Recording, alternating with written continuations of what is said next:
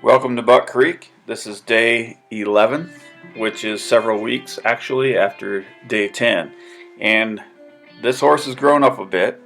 He's moved up the pecking order in our little herd, and he's gotten a little overconfident in how he's dealing with me. He's at first not really even paying attention to me, and you'll see him pinning his ears back, turning away, walking into me, not up to me, and bucking and kicking a little bit. So he's just trying to tell me that he doesn't really respect me right now. And he can kind of choose what he wants to do and what he doesn't want to do. So it's not really his fault that I haven't been out here training, and I'm not really one to punish the horse. And it's not really my style to have him run around in a certain number of circles or an uncertain number of circles until he just gets tired and surrenders. But he needs to be respectful and he needs to pay attention.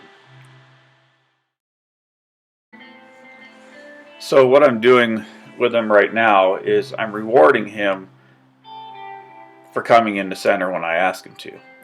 And he's not really doing specifically how I want him to do it, which is to stop short and let me fill the gap and come to him.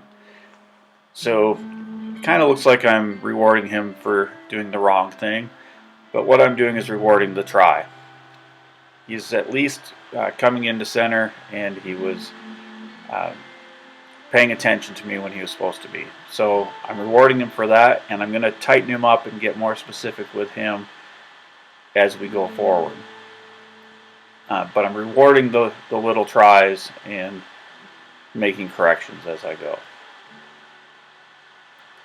Now, going back to my reason that I don't want to punish the horse and coerce him into doing what I want him to do is that I want the end product to be a horse that's confident and at least has a perspective that he's doing things out of choice and not out of fear of me. And don't get me wrong, I do not want a spoiled, undisciplined, disrespectful horse. I want the horse to be thinking and making the right choices because that's what he's trained to do. It's just that the attitude of the training is not one of conflict and who's most dominant, but who's the leader based on who can find the best answer on what works for both of us.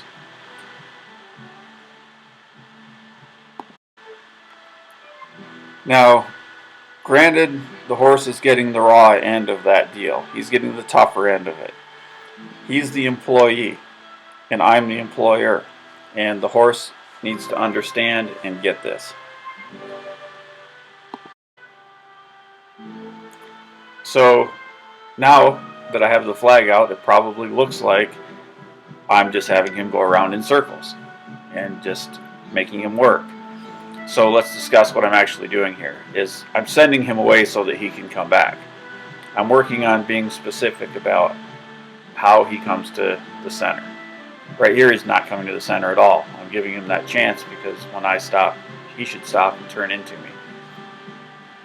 So I'm sending him, getting his feet moving, and giving him the opportunity to make the right choice.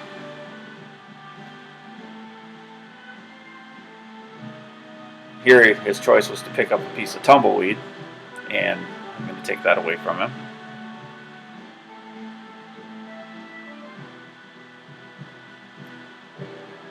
And then he just walks away from me.